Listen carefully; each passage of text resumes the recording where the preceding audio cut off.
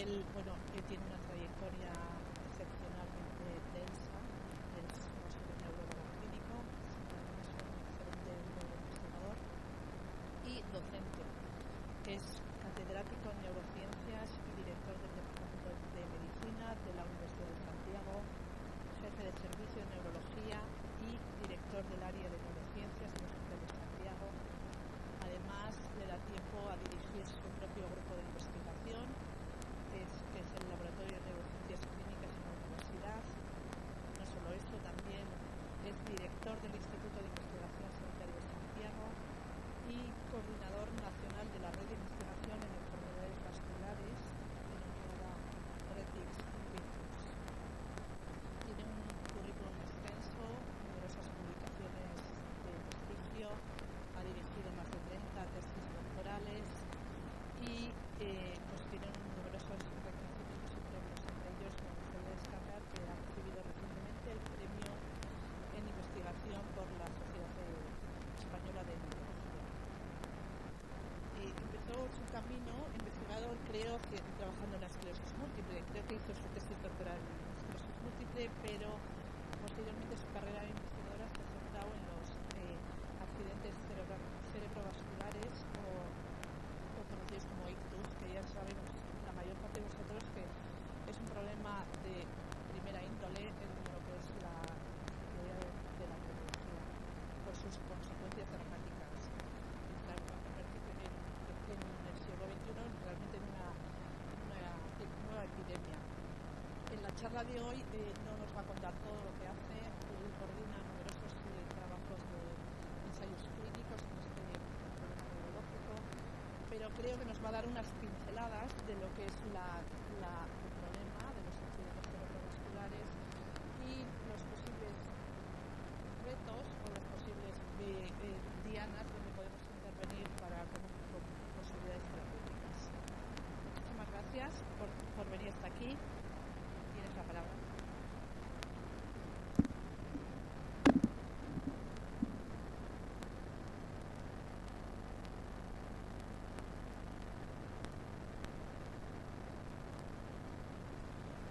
Muchísimas gracias, María, por tu presentación. Hace años tuve el honor de tener que presentar a J.P. Moore en Barcelona y entonces me había preparado, obviamente, su currículum, su vida en milagros, ¿no? Entonces hice la presentación, lo más exacta posible a sus méritos, que eran muchísimos y muy merecidos. Y al final, pues el mal español, que lo hablaba muy mal, me dijo: muchas gracias, Pepe, por la presentación, pero yo cuando voy al hospital no tengo sitio donde aparcar. Entonces a mí me pasa igual, pues, hacer la presentación. Mi único mérito para estar aquí es la amabilidad que habéis tenido en invitarme y que efectivamente pues llevo pues bastantes años dedicado a intentar buscar la mejor solución para pacientes que tienen enfermedad neurológica. En los últimos años pues llevo la dirección del servicio y no solamente me tengo que ocupar de los pacientes con ictus, en una unidad de ictus que fue montada en Santiago con mucho sangre, sudor y lágrimas en su momento, y ahora pues obviamente pues tengo también otras responsabilidades en la demencia, en la epilepsia, el Parkinson, y tengo la suerte de que los compañeros que en este momento pues llegan a la unidad de ictus, la verdad que han mejorado muchísimo lo que en su momento pude hacer yo. El título de lo que os voy a hablar ahora es estos retos para la medicina del siglo XXI, a propósito del ictus, pero obviamente en este momento toda la medicina es un reto. Es decir, si no fuera un reto, quiere decir que los aspectos de la medicina no tendríamos un objetivo. Cuando uno tiene un objetivo y ese objetivo es cada vez más ambicioso, intentamos curar, prevenir y seguir adelante y sobre todo suprimir las secuelas que se pueden haber tenido después de la enfermedad, son retos que a veces no alcanzaremos, pero por lo menos hay que intentarlo. Lo podríamos aplicar no solamente al campo todo de la neurología, sino de toda la medicina, y en realidad cuando uno tiene una profesión y vive la profesión y disfruta de la profesión, pues tiene que plantearse la profesión como un reto, tanto que se dedique uno a la investigación básica, a la investigación relacionada, a la clínica, a la ingeniería, a la arquitectura, cualquier cosa, son retos y tenemos que proponernos objetivos e intentar llegar adelante.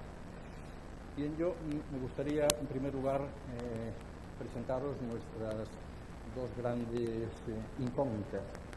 Nunca las resolveremos, ninguna de las dos.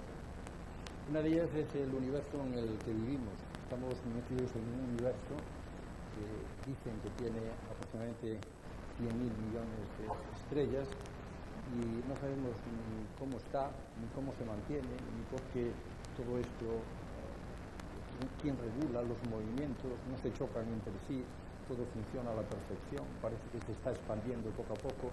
Somos absolutamente imposibles y no lo seguiremos nunca. Es una incógnita para nosotros entender el universo. Mucho más incógnita es saber que ocupamos nosotros, la especie humana, allá en un pequeño planeta remoto, en una esquina de todo este universo, porque solo estamos aquí y no hay en otro sitio. Pero el mismo reto lo tenemos nosotros dentro de nosotros mismos. Y fíjense ustedes que más o menos un poquito más de 1,5 kilos, casi todo ello de grasa, sirve para que todos nosotros los que estamos aquí y todos los demás nos demos cuenta de quiénes somos, de qué queremos, a dónde vamos, de qué padecemos, de qué sufrimos, de qué amamos y de qué odiamos. Todo esto a través de este órgano pequeño que se encuentra alojado en el cráneo. ¿Y cómo vamos a poder entender que dos neuronas que se conectan entre sí a través de la sustancia blanca y que hacen esos movimientos y que tienen una corriente eléctrica y esa corriente eléctrica libera unas sustancias químicas que se llaman transmisores? Eso es capaz de producir el pensamiento, eso es capaz de producir la sensación de saber que somos los que somos y de dónde venimos y a dónde vamos. Es imposible de entender y no lo entenderemos nunca ni con los 3.000 millones de dólares que el presidente Obama ha puesto para intentar desentrañar lo que es el cerebro. Se va a arañar en la superficie, vamos a conocer algo más de funciones, etcétera, pero es imposible entender. Y es imposible entender porque obviamente para aquellos que creen no es necesaria ninguna explicación y para los que no creen ninguna explicación nunca será suficiente. Y eso es un reto. Y es un reto que no lo conseguiremos nunca, pero no nosotros ni nuestra generación. Las generaciones que vengan seguiremos sin entender el universo y seguiremos sin entender en realidad la maravilla que significa este cerebro humano que tenemos, que nos hace ser justamente humanos. Pero bajando de la filosofía un poco a la práctica, vamos a hablar de este órgano, que os decía antes que poco más de 1,5 kilos, 1,6 kilos, un 80% de materia grasa, que es un órgano un tanto peculiar. Y es un órgano muy específico y muy raro dentro del funcionamiento del cuerpo. Se aparta en general de todo lo que es el funcionamiento del cuerpo humano. Fijaros bien que el corazón bombea cada minuto 5 litros de sangre. Cada vez que el corazón bombea y se contrae, se liberan 5 litros de sangre. 1 litro de sangre va para este órgano que es de 1,5 kilos de peso, y 4 litros de sangre van para el resto de la economía. El resto de la economía quedan 60, 70, 80 o más kilos de peso. Entonces, si echan números, fíjense ustedes que el cerebro, cada 100 gramos de cerebro, en cada minuto consume 50 centímetros cúbicos de sangre. Mientras que el resto del cuerpo humano, fíjense, cada 100 gramos por minuto únicamente 4 centímetros cúbicos de sangre. Esto significa que ese órgano de poco más de 1,5 kilos, que casi todo ello es grasa, tiene unas demandas metabólicas, una necesidad de aporte energético terriblemente grande. Y esto es la primera pista para darnos cuenta de cuál es la repercusión y por qué el hecho de tantas enfermedades vasculares cerebrales. Porque tenemos un órgano que tiene unos requisitos, unas demandas de energía, de sangre, en unas buenas situaciones extraordinariamente elevadas. Pero todo esto se sustenta porque este cerebro pues está vascularizado por una malla enorme. En la Edad Media hablaban de la rete mirabilis, de la red admirable que entraba en el cerebro y que permitía perfundir todo el cerebro. Pero todavía tiene más dificultades el cerebro. Fíjense, el cerebro es el único órgano del cuerpo humano que no tiene capacidad de almacenar energía.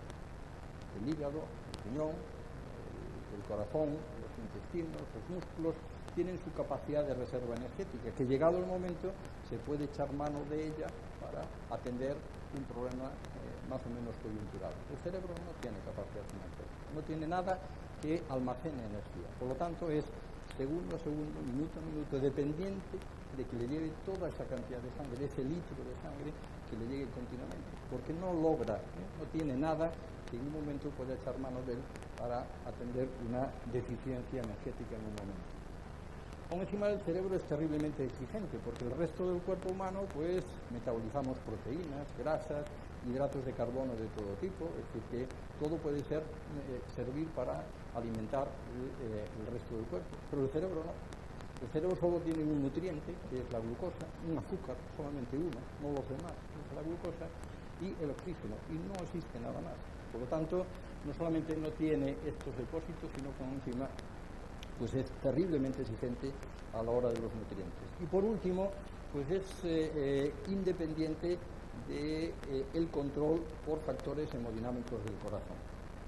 Si todos nosotros en este momento, pues a uno de ustedes le preguntan o se tiene que poner, es decir, aumenta la tensión arterial, es decir, cuando a uno le toman un holter de tensión arterial, parece que el dibujo que nos hace parece una cordillera, la tensión arterial sube, baja, etcétera, dependiendo de las demandas de los músculos, del corazón, del intestino, de los riñones, se modifica la tensión arterial. El cerebro no. Es decir, da lo mismo que trabaje mucho que trabaje poco, la cantidad de sangre que le llegue es la misma. Es independiente de las oscilaciones de la tensión arterial. Por lo tanto, por eso les decía que el cerebro es muy peculiar y aparte de esa enorme demanda, pues tiene estas tres peculiaridades que lo hacen todavía mucho más exigente. Bueno, es justamente por esto de que en este momento nos vamos a plantear tres retos, que ya lo digo que son tres retos extrapolables a cualquier otra cosa, pero vamos a hablar del ictus y vamos a hablar en primer lugar de que se nos va a presentar un reto que es el de,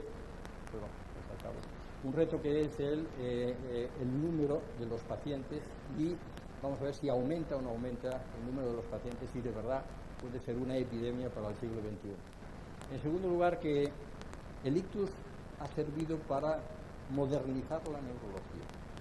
Es cierto que yo tengo un especial sesgo como neurólogo a barrer para las enfermedades del sistema nervioso, las enfermedades vasculares, por medicación desde hace mucho tiempo. Pero es verdad, los servicios de neurología estaban anquilosados y fue la patología vascular cerebral los que ha dinamizado por completo. Y los ha dinamizado por un factor que vamos a intentar comentar, que es el factor del tiempo. En tercer lugar es el reto que exigen los pacientes, es decir, ustedes búsquenme, déjense de filosofía y búsquenme tratamientos que sean eficientes. Ya los hay, y hace mucho tiempo no los había. Y ahora hay tratamientos muy eficientes para tratar la fase aguda del ictus. Si bien es cierto, de momento, pues muy pocos pacientes pueden ser susceptibles de ese tratamiento. Antes no lo había, ahora hay eso, pero hay muchos pacientes que no llegan a recibir las ventajas de ese tratamiento. Y lo último es que aquellas personas que quedan con secuelas, no podemos decir simplemente que quedan con secuelas, es un reto nuevo que tenemos que devolverle la recuperación o la funcionalidad de aquellas partes del sistema nervioso que han sido perdidas. Por lo tanto, voy a enfocar mi charla en estos cuatro retos que presentan en este momento la enfermedad vascular cerebral. Reto número 1. ¿Es una epidemia para el siglo XXI o no? Pues vamos a ir con datos. Y fíjense ustedes lo que sucede en los países desarrollados. En los países desarrollados, las enfermedades vasculares en el año 1985 más o menos ocupaban el 45%, han ido incrementando y fíjense ustedes que en el año 2010 estas enfermedades ocupan el 52%. Pero lo peor no es eso, sino lo peor es que fíjense ustedes lo que está pasando en los países en desarrollo. En el año 1985 únicamente el 15%, pero el desarrollo, la evolución industrial y económica del resto de los países está significando que el porcentaje de las enfermedades vasculares en estos países en desarrollo están aumentando peligrosamente. Sucede como en otros modelos en su momento, es decir, que parece que los que intentan aprenden lo malo y se está aprendiendo modelos de vida que llevan a un aumento de la enfermedad vascular cerebral. Si ven, el cáncer también está aumentando considerablemente en los países en desarrollo. Fíjense el porcentaje de pacientes con cáncer pequeñísimo en el año 1985 y el porcentaje de pacientes con cáncer ya en el año 2010. Aumenta también el cáncer, aumentan las enfermedades vasculares cerebrales y esto es un poco el panorama que nos queda por delante.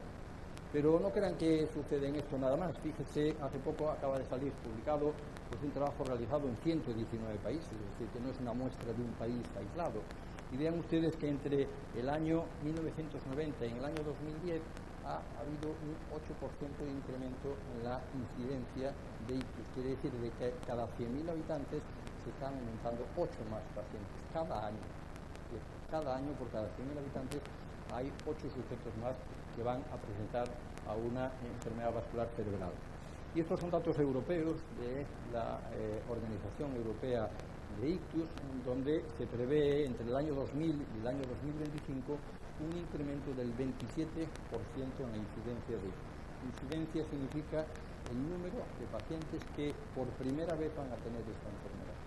Es decir, que por primera vez que tengan una enfermedad vascular cerebral va a aumentar el 27%. Podemos mirar por qué, pero un dato terriblemente preocupante, y debe ser verdad este dato, porque está hecho por el Banco Mundial, que aquí lo único que cuenta es el dinero, y por lo tanto seguro que aciertan. Y a mí me preocupa muchísimo este gráfico, porque fíjense ustedes que aquellas personas que tienen los ingresos más altos, parece que la incidencia no va a aumentar, y que la incidencia fundamentalmente va a aumentar en las clases medias, y que en las clases más bajas, posiblemente por déficits nutritivos, no va a aumentar.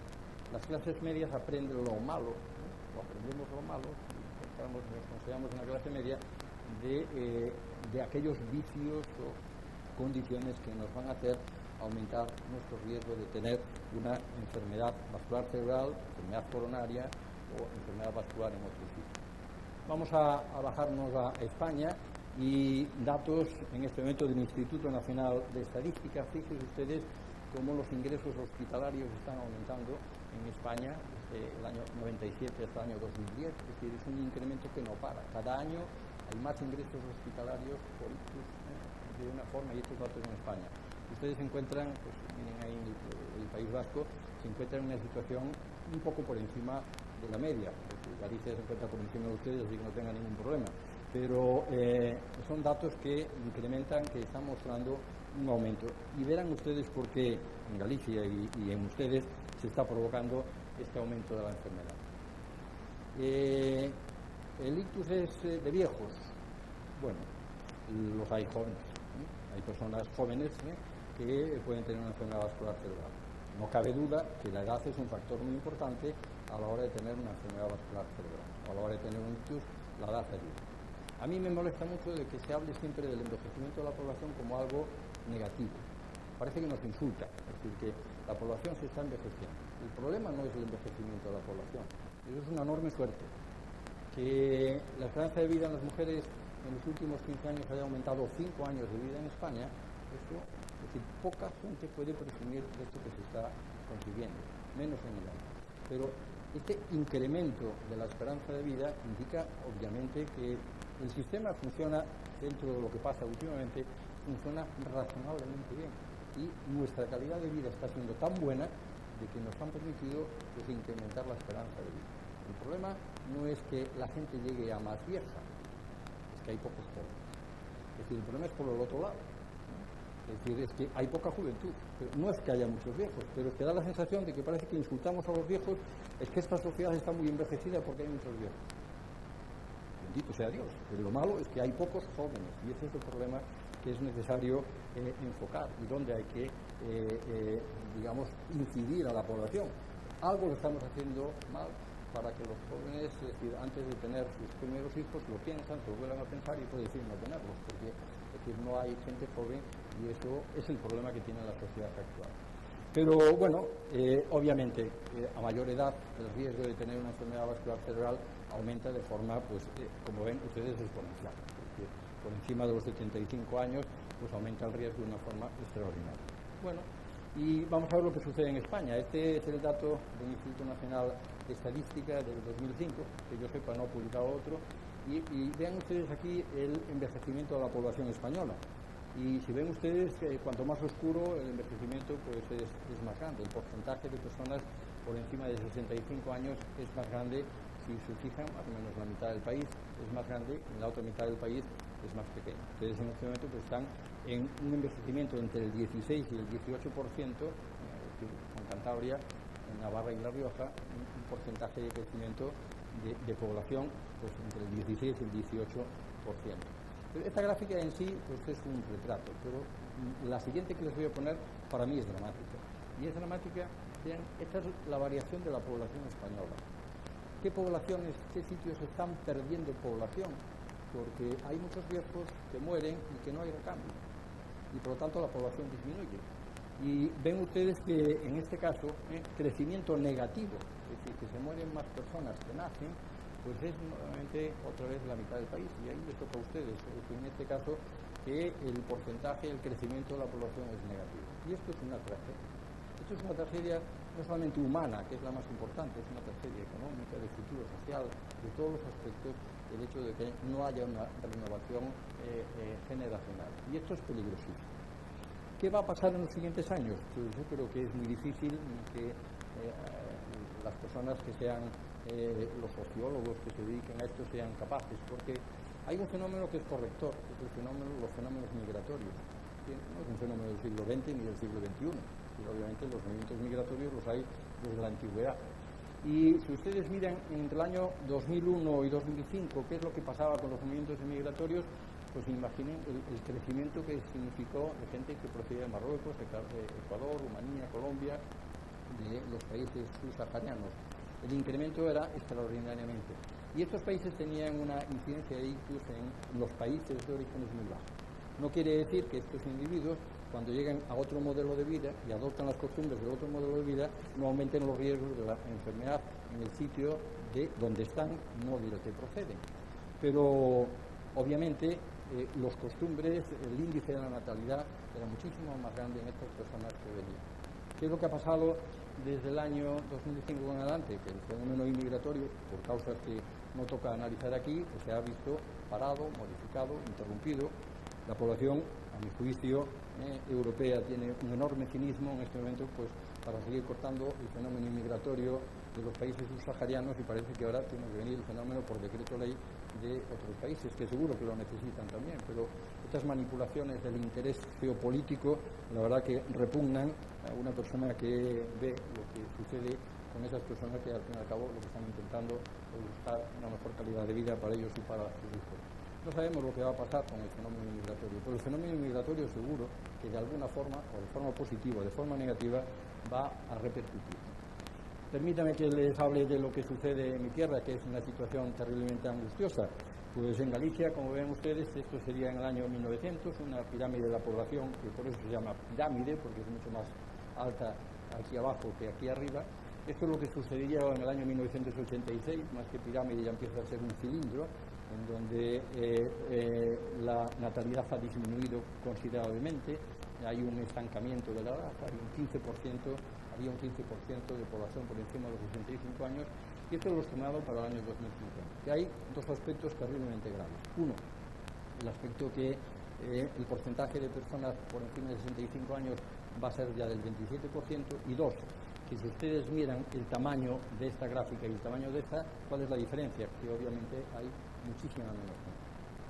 Hay un amigo mío que es ginecólogo y que es el jefe del servicio de ginecología del Hospital Meixoeiro de Vigo, tiene un nombre ilustre, que se llama Ramón y Cajal, sobrino nieto del ilustre sabio español, y que dice de seguir así, dentro de 2 siglos Galicia no existe.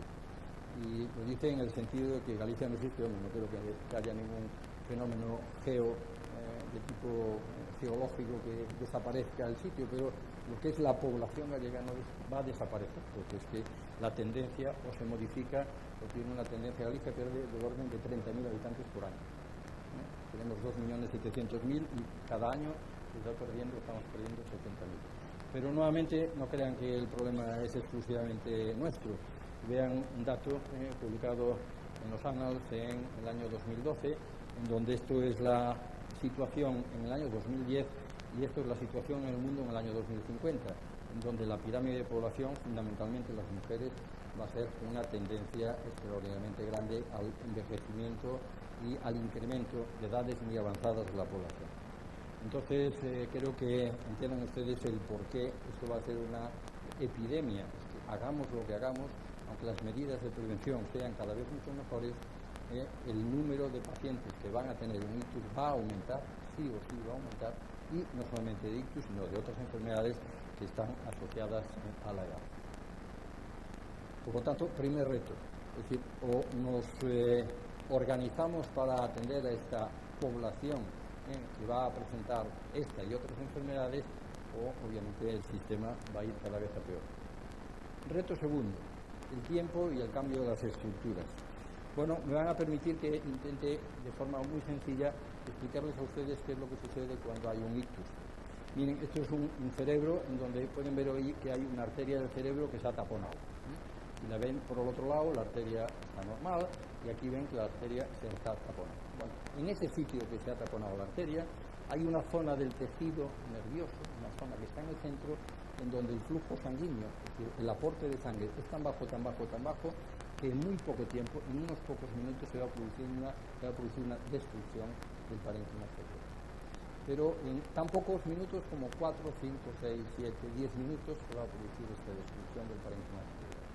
Pero ven ustedes que alrededor hay una serie de zonas en donde la perfusión, la cantidad de sangre que llega, no es lo suficientemente buena, pero tampoco es tan mala. Es decir, que hay algo de perfusión, llega algo de sangre, a través, no de esto que está obstruido, pero a través de las circulaciones colaterales que hay alrededor, que permiten que durante algún tiempo se mantenga la funcionalidad de esa parte del sistema. Es un cerebro en riesgo, es un cerebro que está lesionado, pero no está destruido.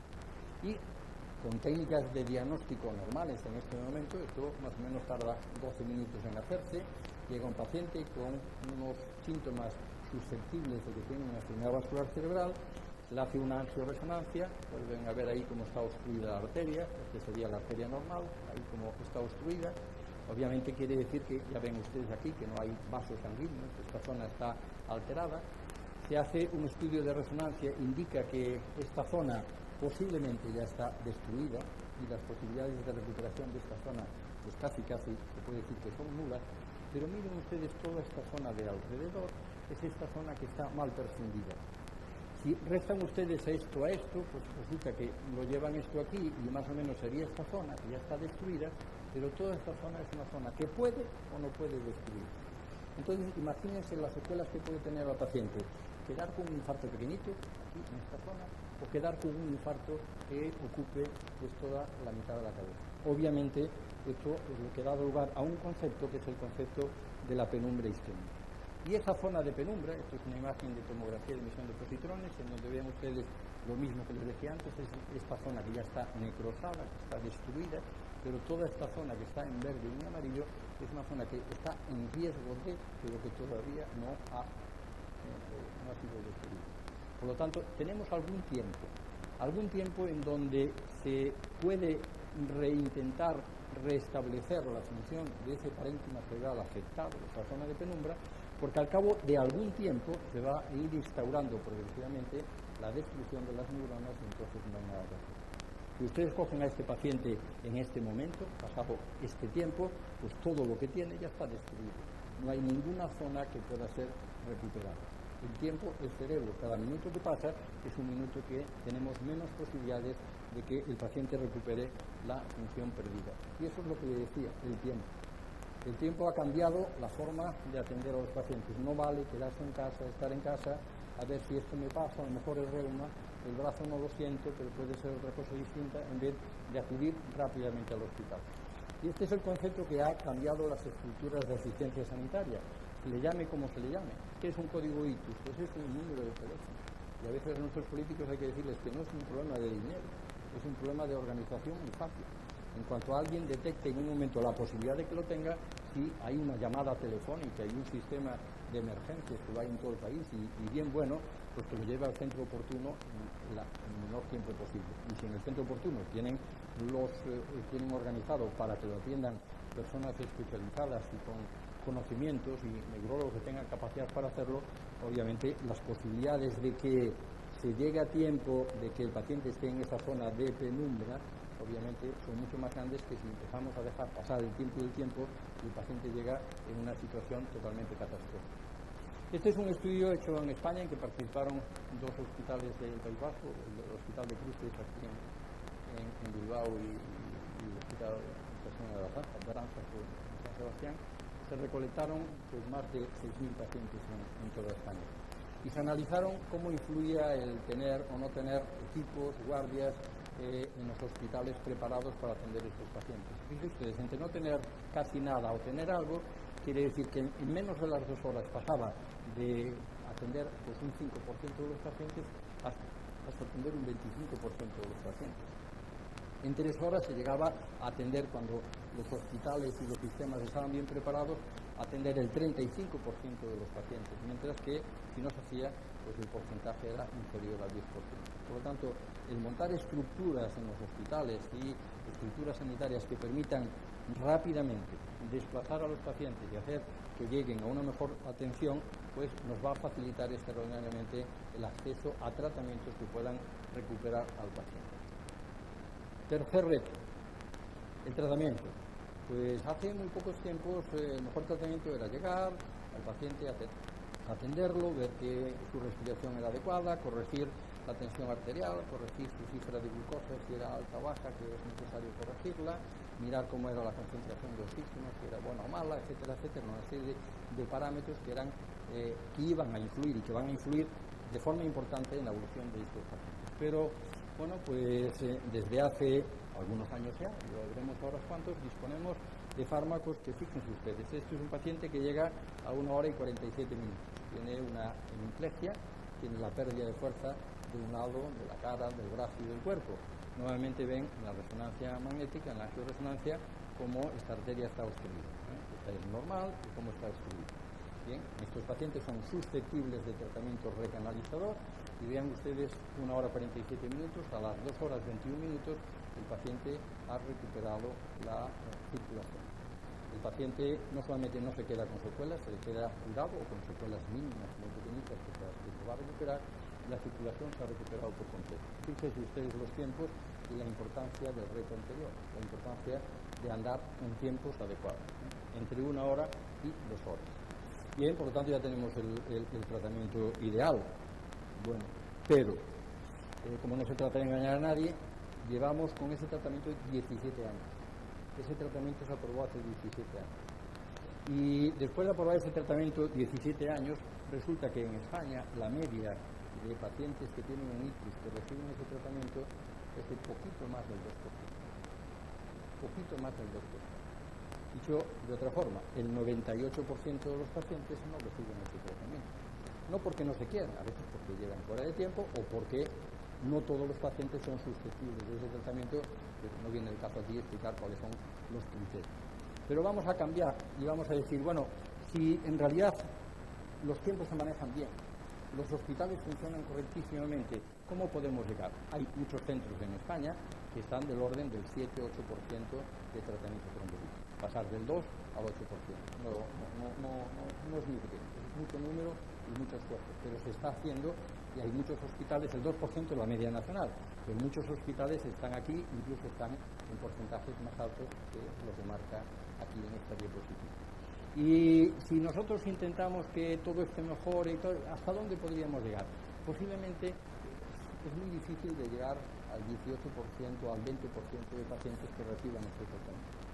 Con estos tratamientos trombolíticos, una vez que se aplica justamente los que van a beneficiarse con poco riesgo de la administración de estos fármacos, es muy difícil de pensar que por encima del 20% se va a conseguir. Y el 20% es una cifra que se me antoja ideal, es decir, no real, pero bueno, podría ser, pero vamos, no lo veo viable y factible, no en España, no lo veo ni viable ni factible en ningún sitio del mundo occidental y por supuesto no digamos en países atrasados que este tratamiento no se ha tenido. Por lo tanto, tenemos un problema, un reto, y un reto que es lo que hacemos entre el 80 y el 95% de los pacientes. Y ahora le voy a pasar la pelota a los compañeros de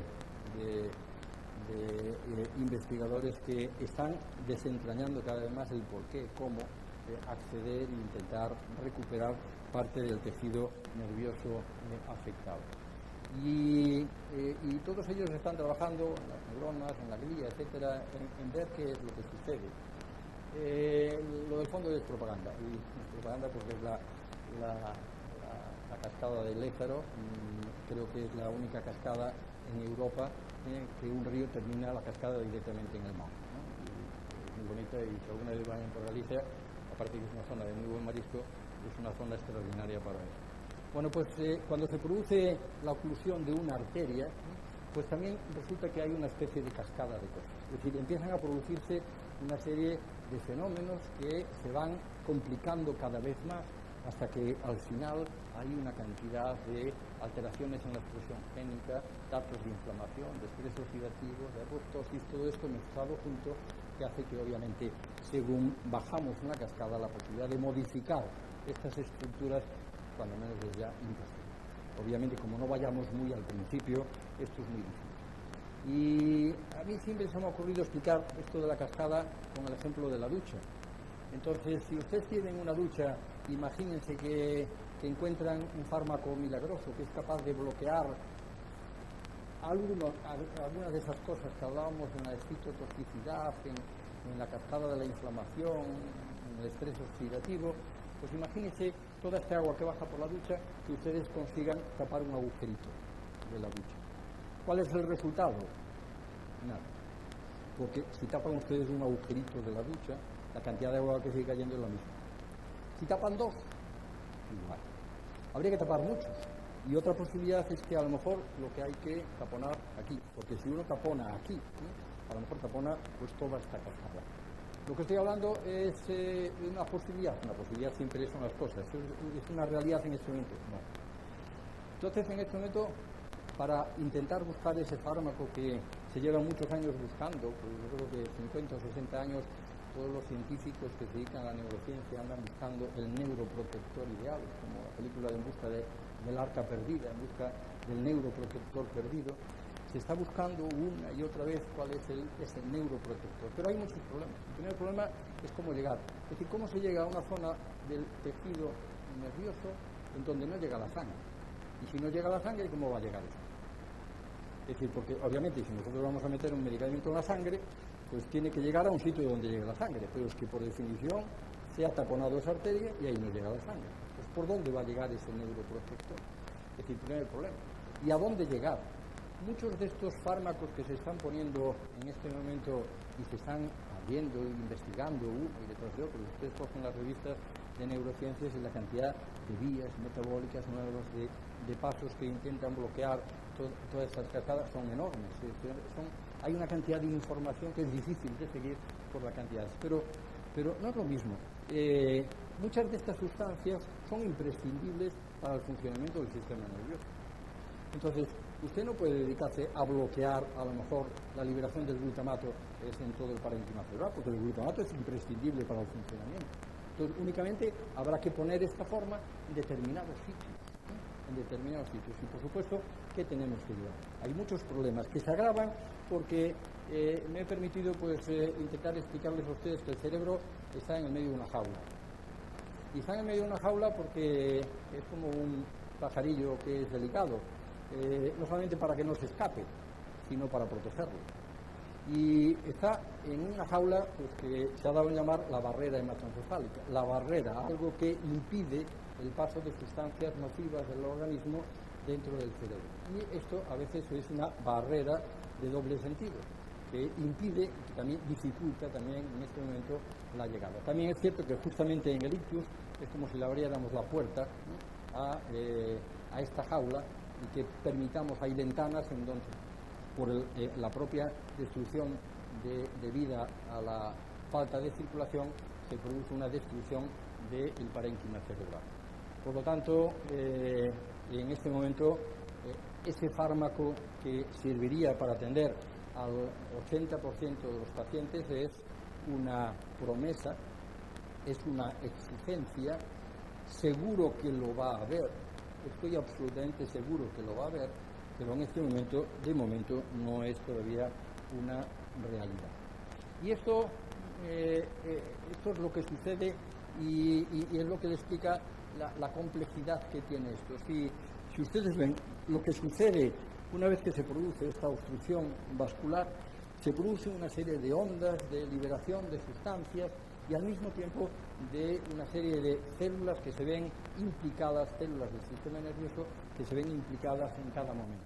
en cada momento, en el principio, neuronas, la glía, etcétera, etcétera, células sanguíneas, células endoteliales, todo esto de forma secuencial. Por lo tanto, buscar una diana única, habría que buscar muchas, porque es distinto buscar una diana aquí, que buscar una diana aquí, que buscar una diana después de semanas de haber presentado esta enfermedad. Va a cambiar, obviamente, y por lo tanto las necesidades van a ir cambiando.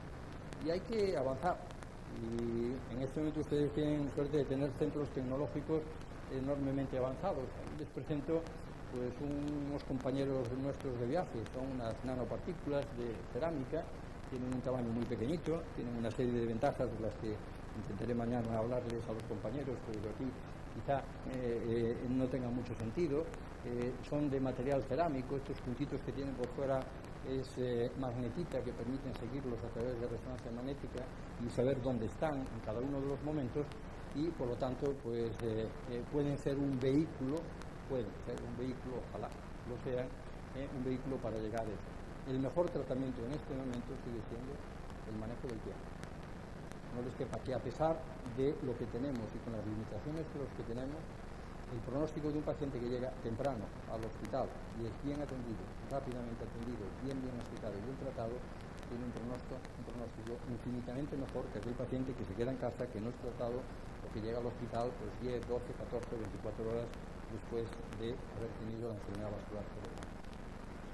Y por último, es decir, nadie se resigna a quedarse con una secuela, sobre todo si la secuela es grande.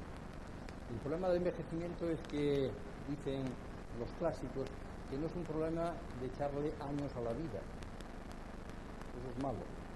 El problema y el objetivo nuestro es echar vida a los años. Es decir, vivir mucho, pero vivirlo bien. Vivir mucho, pero mal, en una situación deficitaria y dependiente, no es el objetivo que nadie se propone. Todos nos proponemos algo, y es añadir vida a los años. Y para añadir vida a los años necesitamos algo más, necesitamos la recuperación de la calidad de vida perdida. Miren, esto pues son datos de mi hospital y de la unidad de ictus del hospital, recogido pues en este periodo de tiempo pues 5.000 pacientes. Y bueno, pues miren lo que pasa.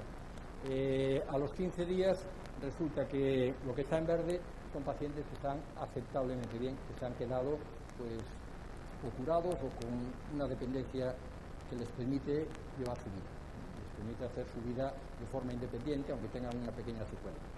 De aquí para arriba son pacientes que quedan con secuelas incapacitadas, que necesitan de la ayuda de otra persona para hacer su vida normal. Y el puntito negro de arriba pues son aquellos pacientes que fallecen. El porcentaje de pacientes que fallecen en este momento son relativamente pequeños. Y si os fijan ustedes, es el 10%. Y se cuenta de que a veces estamos hablando de personas de 90, 90 y pico años que tienen pues, una embolia cerebral o un ictus muy grande y que bueno, pues, fallecen en este momento. No es un porcentaje excesivamente elevado. Cualquier muerte siempre es elevada, pero un porcentaje del 10% en algunos grupos de población no es muy grande. Pero si se fijan ustedes, más del 55% de los pacientes quedan con una mala situación. ¿Y qué pasa con esos pacientes a lo largo de un año? ¿Qué es lo que pasa a lo largo del año? Si se fijan, el porcentaje de pacientes que están independientes aumentan aquí, pero al cabo del año más o menos son los mismos. El 30 y pico. La tercera parte de los pacientes, después de un año de tener ictus, siguen estando bien. Siguen teniendo una buena calidad de vida, son independientes. A lo largo de ese tiempo pues hay pacientes que han fallecido. ¿Sí? Si se fijan, pues han fallecido del 11% al 29%. Pero el porcentaje, es que fíjense ustedes, el porcentaje de dependientes es muy alto. El 40% de los pacientes que han tenido un ictus al cabo de un año necesitan del cuidado de otra persona. Por lo tanto, algo habrá que hacer. Es decir, en aquel momento se trató o no se trató, pero se ha quedado con esa secuela. ¿Qué podemos hacer sobre estos pacientes? Bueno, don Santiago Ramón y Cajal. Don Santiago Ramón y Cajal era un genio, nuestro sabio español por excelencia, y por cierto se equivocó. Y se equivocó cuando dijo aquello que en los centros adultos las vías nerviosas son casi fijas, terminadas e inmutables. Todo puede morir, nada puede ser regenerado. Y sin embargo, se le notaba que era genio, porque a pesar de decir esta frase que se equivocó, dice: queda para la ciencia futura cambiar, si es posible, este severo decreto. Y el severo decreto se ha cambiado, porque por fortuna pues un español y un hispano, ¿no? José María García de Verdugo y Arturo Álvarez Villa, pues en su momento descubrieron que el cerebro adulto tenían células terminales capaces de producir en situaciones determinadas y en una proporción muy pequeña, pero tenían la capacidad de volver a producirse nuevas células del sistema nervioso y por lo tanto no todo estaba terminado si existe la posibilidad de la plasticidad del sistema nervioso en seguir adelante. Hace 3 años pues se puso en marcha un nuevo concepto que es terriblemente atractivo y es el concepto de las IPS, de las células fluoinducidas. Son células obtenidas del mismo sujeto que a través de mecanismos de reprogramación son capaces de producirse células madre, y esas células madre, estoy hablando del futuro inmediato, esas células madre van a ser capaces en su momento de ser neuronas sanas para ser sometidas a terapia celular, un futuro, no es un presente, o incluso para otras cosas como para estudiar qué es lo que sucede en determinadas enfermedades neurodegenerativas, o de otro sitio podemos obtener células que tienen una determinada alteración que nos sirvan para testar fármacos. Para el uso de laboratorio, obviamente esta vía va a ser fundamental, y para el uso de una posible terapia génica, esta otra vía también va a ser fundamental. Por lo tanto, fíjense ustedes esta diapositiva tan bonita, 2 neuronas como se abrazan porque están intentando establecer conexiones entre sí, se están poniendo en contacto una con otra, están estableciendo estos contactos. Y si me permiten, pues un poco la filosofía, la ilusión y el optimismo para terminar, pues esta imagen se parece bastante a esta otra que todos ustedes conocen. Dios con el dedo casi alcanza el dedo de Adán y es posible que la vida surja nuevamente. Y la vida seguro que surge, y la plasticidad cerebral es un hecho, y es un hecho no desarrollado, es un reto que tenemos todos, que lo tiene la sociedad civil, la tienen los científicos, la tenemos los clínicos, todos tenemos el reto de seguir avanzando. Cuando la gente, obviamente, que padece una enfermedad les parece que se avanza poco, yo le pongo siempre el mismo ejemplo. Si tenemos un niño, que lo vemos todos los días, y de repente vemos al niño de unos amigos que vemos cada 6 meses, nos da la sensación de que el niño de los amigos crece mucho más que el nuestro se está quedando pequeño. La única razón es que el nuestro lo vemos todos los días, ¿no? Y parece que no crece, y el de los amigos lo vemos de tiempo en tiempo y notamos los estirones. Con la ciencia sucede igual. El que la sigue día a día parece desesperando, y el que padece una enfermedad, cualquier minuto que pasa sin buscarle una solución le parece una eternidad. Y esa eternidad no está, porque si uno mira para atrás, sin ira, y vea cómo está la medicina cuando yo terminé la carrera, cuando yo empecé a ejercer la carrera, cuando fui adjunto y después cuando fui jefe de sección, y cuando etcétera, como decía antes mi compañera María, cuando uno ha llegado al colmo de la incompetencia, porque es tantas cosas que obviamente pues no puede hacer bien todas esas cosas que decías ahí, casi todas uno las está empezando a hacerlas mal, pero vemos cómo era la medicina antes y cómo es ahora, y lo que se hacía antes y lo que se hacía ahora. El paso es tan grande, es tan enorme, que uno se da cuenta de lo que se ha avanzado. Pero si yo tengo un problema y no me lo resuelven hoy, me parece que eso es absolutamente eterno. Pero tengan ustedes la seguridad de que esto que son retos, no sé si lo verán ustedes o yo o nosotros, pero nuestros hijos seguro que lo van a ver en este momento, estos avances que hay en la medicina que se van a producir. La plasticidad es uno de ellos. Pero no crean ustedes que esto no plantea riesgos y problemas. La manipulación del cerebro es algo delicado. No se sabe lo que puede pasar si uno establece algo que, al fin y al cabo, que es el pensamiento. Es el resultado de conexiones entre unos circuitos neuronales, sí o no. Si es, la modificación de esos circuitos neuronales puede producir alteración de la conducta, del comportamiento. Bueno, pues el futuro se caracteriza por ser peligroso, ¿no? Porque está lleno de incógnitas, ¿no? Y los grandes avances de la civilización son procesos capaces de destruir casi por completo las sociedades en las que se producen si no se aplican de forma ajustada. El dar esperanzas determinadas, como aparece en Internet, gente que cura con células madre en este momento un montón de enfermedades, aparte de ser un fraude y es mentira, lo único que produce es frustración en las personas. A Mourinho, dicen en mi tierra, poco a poco las cosas paso a paso seguro que se van a ir consiguiendo. Y bueno, no hay que olvidar que todos nosotros lo que tenemos en común es que somos hombres y mujeres. ¿Y qué es un hombre y una mujer? Pues es tener al fin y al cabo un cerebro con la capacidad de trascender los límites del propio organismo y del propio yo para alcanzar la comunión con todo el universo. Y esto se va a conseguir no solamente en el ictus, sino en la demencia y en otras muchas enfermedades que nos están afectando de una forma drástica, dolorosa, porque afectan no solamente a la vida, sino a la dignidad y las ganas de vivirla. Muchas veces se piensa que llegar a determinadas edades, en determinadas situaciones, a veces uno pone en entredicho si vale la pena hacerlo o si no vale la pena hacerlo.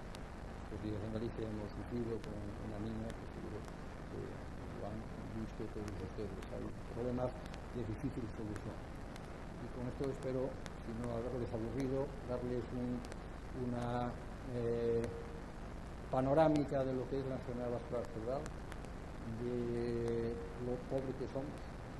En realidad, las armas que disponemos son las que son, pero la capacidad, la ilusión y las ganas del tejido de los magníficos científicos que existen en este país y de los clínicos que están detrás de ello, es el seguro que de algo esto se va a conseguir. Muchísimas gracias.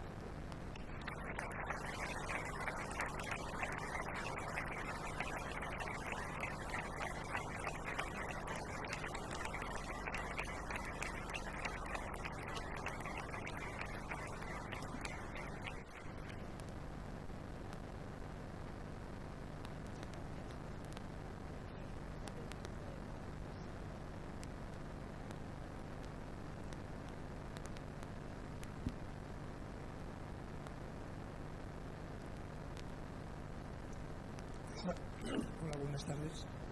En primer lugar, muchas gracias por su conferencia tan ilustrativa, tan amable. Quería plantearle una cuestión que procede de mi ignorancia en estos temas. Yo, mi vida siempre ha estado ligada al deporte. Cuando yo tenía que luchar, yo he sido judoka, me ocupaba de dormir. Claro, incluso después de comer, comprobaba que solamente un cuarto de hora, digamos, en ese estado, si no de sueño profundo, sí en ese estado que los técnicos por lo visto llaman alfa o algo así, yo me recuperaba extraordinariamente.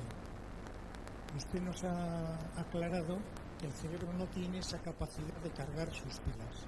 Mi pregunta es, ¿qué ocurre en el cerebro cuando está en esos estados de sueño o de sueño? ¿Cómo se nota esa mejoría tan observable? No tiene lugar a dudas de que hay un descanso extraordinario. Muchas gracias.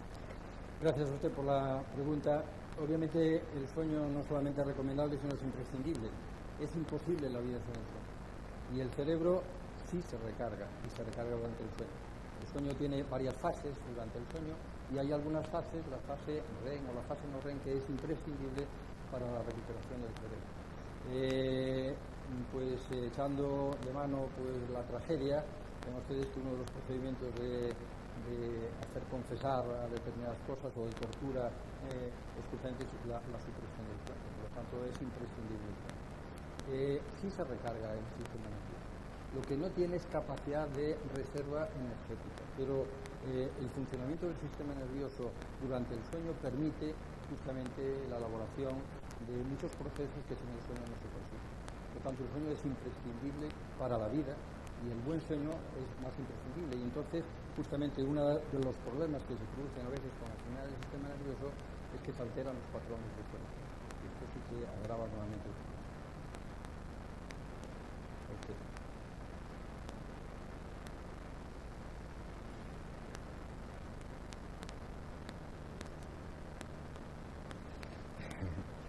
Bueno, yo no soy pediatra y la historia de Andrea es tan trágica, en donde hay varias cosas metidas por el medio.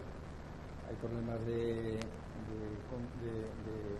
una cosa que los médicos debemos ser terriblemente celosos, que es de mantener la confidencialidad de lo que sucede y si ustedes han seguido todo este festival mediático, no habrán visto a un solo médico del hospital hablar en ningún comentario, porque forma parte de la privacidad del caso. Desde el punto de vista afectivo, como pueden ver ustedes, y si nos ponemos todos en la piel de unos padres que tienen una niña en una situación, una enfermedad neurodegenerativa terminal, todos nos ponemos y expresamos nuestra simpatía a los padres por intentar solucionar este problema. Pero si me pide que le diga aspectos confidenciales del caso clínico, lamento en este caso pues, no poder hacerlo, no deber hacerlo, y no lo han hecho ninguno de los pediatras responsables de la niña y no lo han hecho.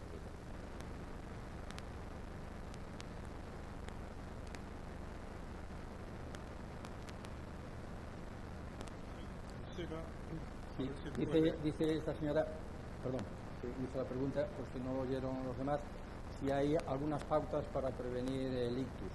Sí, el ictus es una enfermedad prevenible. No, es decir, curable ya hemos visto hasta dónde, ¿no? Pero prevenible sí. Decía, tuve la suerte de ser, bueno, a lo mejor es un poco pedante por mi parte decir que fui amigo suyo. Yo fui amigo suyo, él a lo mejor no era, porque una persona que era más Fischer, ¿no? Y decía, me dijo ya en el año 1000, cuando dijo aquello, en el año 1995-96, decía, si toda la población no pasara de una tensión arterial de 120-70, el ictus no existiría. Es mentira. Pero es una mentira que, aunque sea mentira, conviene que toda la gente lo recuerde, porque el factor de riesgo más importante para presentar una enfermedad vascular es una triple tensión. Y esto es una forma de llamar la atención cuando uno dice una frase tan impactante como esta, en donde dice, ¿es verdad del todo? No, pero tiene una gran dosis de verdad. Por lo tanto, el control de la tensión arterial y mantener tensiones arteriales en unos parámetros normales es la mejor arma y la más segura de que una persona pueda prevenir el ictus. ¿Se puede tener un ictus con tensión arterial normal? Sí, porque existen otras causas, que son una fibrilación auricular, una alteración cardíaca que a veces no tiene nada que ver con la tensión arterial, pero es muy prevenible. Los otros factores que previenen la enfermedad vascular tienen el mismo peso en la prevención del ictus, no, pero es importante también. El hábito del tabaco es malo para la enfermedad vascular cerebral, es malo para todo, pero es muchísimo peor para tener un infarto agudo de miocardio o tener un cáncer de pulmón que para tener una enfermedad vascular cerebral. Pero no cabe duda de que no fumar ayuda a prevenir la enfermedad cerebral vascular. Tener el colesterol por debajo de 200 o 220 es bueno para el sistema nervioso central, sí, no tan bueno como para el infarto agudo de miocardio, pero también es bueno. Controlar bien la diabetes es fundamental también. Por lo tanto, el evitar fundamentalmente, si yo quisiera que ustedes acordaran de una cosa nada más, es el control de la tensión arterial es la mejor forma de prevenir el que una persona tenga. No digo el 100% de la verdad, pero digo una verdad que creo que puede ser importante como mensaje.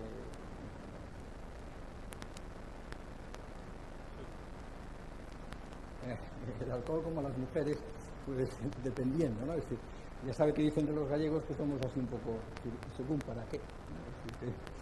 Entonces, a ver, un poquito de alcohol, pues es bueno, ¿no? Hay una curva de la relación entre la ingesta de alcohol y la buena evolución de la enfermedad vascular cerebral. Y dosis moderadamente habituales de alcohol dietético, es decir, el vino mediterráneo, ¿no? Es una costumbre muy mediterránea, tiene un limitado factor protector.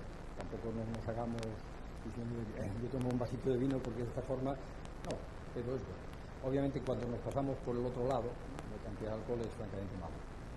Entonces, dosis pequeñas de vino, si no hay otra contraindicación de una persona que tiene pues, otro tipo de enfermedad, digestiva, hepática, etcétera, etcétera, ¿no? Pero si no la hay, pues una dosis de más o menos 30 gramos, pues, aproximadamente 2 vasos de vino en un tamaño normal al día, es moderadamente protector y no, yo diría que es un poco bueno, pero pasándose mal. Sí. Sí, bueno, yo precisamente iba a ir por ese camino de la prevención, ¿no? Poder hacer hábitos que sean preventivos, ¿no? De un accidente de estos. Usted habla más bien de la tensión arterial, que es como quizá querrá decir que son ictus provocados por el reventamiento, por así decir, de capilares o de pequeñas arterias, ¿no? Que producen un derrame, ¿no? Bueno, ¿no hay también ictus producidos por trombos? Que yo, por ejemplo, tengo que tomar el Sintrón famoso bastante, porque aproximadamente 3 miligramos diarios, con algún pequeño descanso, ¿no? Cada 5 días, que son 2 miligramos. Entonces, digo, si también hay que cuidar mucho esa coagulabilidad de la sangre para evitar, que no lo sé, si se llama cuando hay una trombosis, ¿verdad? Si se llama también ictus, cuando se afecta naturalmente a neuronas por falta de riego, ¿no? El ictus no es una enfermedad, el ictus es un síndrome, quiere decir que se produce un ictus a través de muchas vías distintas. La hipertensión arterial es un factor de riesgo de la hemorragia cerebral, pero también es el factor de riesgo más importante del infarto por falta de circulación del cerebro. Y no solamente es de la hemorragia, que sí es cierto que es un factor de riesgo, pero también es, y es el más importante, de los factores de riesgo que van a condicionar, que pueden condicionar un ictus por falta de circulación, el ictus isquémico. El 80% de los ictus son por falta de circulación y un 20% es porque una arteria rompe, ¿no? Entonces tiene lugar la hemorragia. En los dos casos, el control de la hipertensión arterial es igualmente eficaz. Pero como le decía antes, el ictus es un síndrome, se llega por diversas causas. La alteración de la frecuencia cardíaca y del ritmo cardíaco produce a veces la acumulación en la parte izquierda, en la aurícula izquierda del corazón, de depósitos de coágulo que en un momento se liberan, llegan a la cabeza y se produce pues, un impacto en el cerebro y se produce una embolia cerebral. Es otra enfermedad distinta, ¿no? Es un ictus isquémico igual, causado por un mecanismo distinto, que es el de una alteración del ritmo, y es la producción de coágulos en el corazón que se liberan y que con gran posibilidad, porque la cantidad de sangre que vaya arriba al cerebro es muy grande, que con gran posibilidad pues, va a impactar en el cerebro. Son esos pacientes que tienen estos trastornos los que necesitan un anticoagulante para evitar que se vuelvan a depositar coágulos en la orejuela izquierda, en la orejuela de la aurícula izquierda, que se liberen y que vaya a la circulación. Pero incluso en esos pacientes el control de la tensión arterial es importante, porque una de las causas de fibrilación auricular aparece en personas hipertensas. Y una persona que tiene fibrilación auricular y que tiene hipertensión arterial, el riesgo de tener más embolias cerebrales es mucho más grande que si una persona con fibrilación auricular tiene una tensión normal. Para terminar esto, ¿usted cree que yo tengo ya varios años de tomar el famoso Sintrón? ¿No hay algún otro avance en este sentido de otros medicamentos que superen las cualidades del Sintrón? Es un medicamento muy barato. Y entonces la pregunta es, ¿se sigue prolongando el que sea con Sintrón y no con otro mejor por el precio? A ver, no, usted me hace una pregunta que se llaman preguntas concatenadas, ¿no? Es decir, que son peligrosas porque dependiendo de lo que uno contesta, a ver lo que quiere decir. Le voy a contestar a todos. ¿Se puede seguir tomando el Sintrón durante muchísimo tiempo? Sí. Tengo un íntimo amigo que seguro que es compartido con alguno de los presentes, que puedo decir, no pasa nada, y es el jefe de neurología en Harvard, en la universidad, que se llama Carlos Case, es de origen checo, pero se crió en Chile y está en Estados Unidos en Boston ya hace mucho tiempo, que tiene una tromboflebitis en la pierna desde hace 30 y no sé cuántos años, y lleva 30 y pico años tomando los Sintrón. Bueno, no toma el Sintrón porque en América no hay Sintrón, la varfarina, pero exactamente es lo mismo que el Sintrón. Un fármaco muy barato que se toma y que bien controlado. El Sintrón tiene algunos problemas, es el problema de la dosis, que es un lío, que a veces hay que tomar 1 1/4, 1/4 y 1/2, y descansa uno y después vuelve a tomar otro. tiene el problema de la interferencia con muchos alimentos, es decir, que hay alimentos que suben, bajan el nivel del cinturón. Tienen irregularidades en la respuesta farmacológica. Hay algunos pacientes que con medio cinturón están súper anticoagulados y hay otros que tienen que tomar uno y medio para estar anticoagulados. Tienen una respuesta muy individual y tiene el sacrificio de que usted cada 3 semanas, cada 4 semanas, dependiendo, pues tiene que ir, pintarse y hacerse el control. Bueno. Dicho esto, de que es un fármaco seguro, que cuando está bien controlado, en pacientes que lo toman bien, que saben que tienen determinado nivel sociocultural que les permite tomar esa medicación, creo que es el medicamento a seguir recomendado. Hay algunas circunstancias en sujetos en donde la alteración es sube y baja, el INR que le controlan, no hay forma de controlarlo adecuadamente, uno tiene sus dificultades de que si hace la dieta, si no hace la dieta, que desde hace algunos años existen unos nuevos anticoagulantes que no son vitamina K dependientes y que son muchísimo más caros y que tienen alguna ventaja. Bueno, desde el punto de vista de la eficacia no tienen más ventaja. Tienen ventaja desde el punto de vista de la comodidad, que son mucho más cómodos, no necesitan controles, no necesitan el problema de controlar la alimentación, no están esclavos con el tema del cinturón, que si usted toma cinturón y a veces le gusta tomar pues, mucha ensalada de lechuga, pues entonces le puede alterar los resultados, no tienen esos problemas. Aumenta la comodidad, es posible que en algunos sujetos aumenten la seguridad, pero no aumenta la eficacia. No es un problema de recortes económicos, que tiene su indicación bien clara los nuevos anticuerpos. Una última pregunta.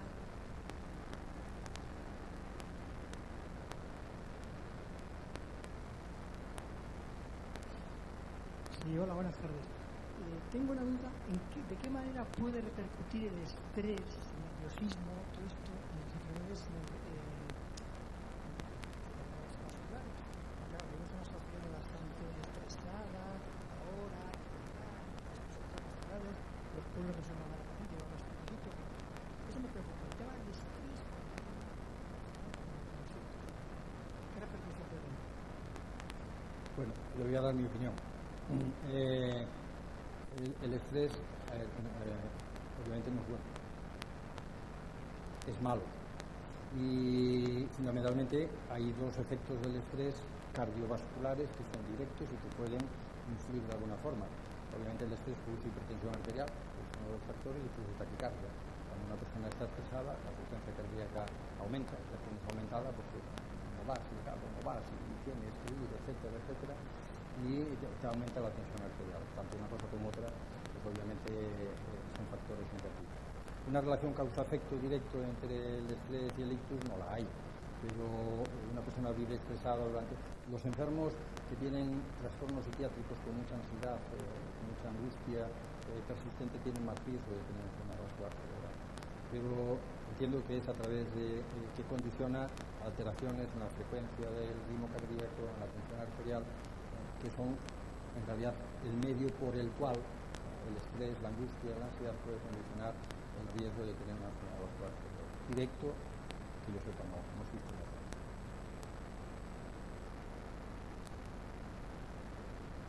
Muchas gracias, José, por esta excelente conferencia y nos vemos en la próxima conferencia organizada por Achuca.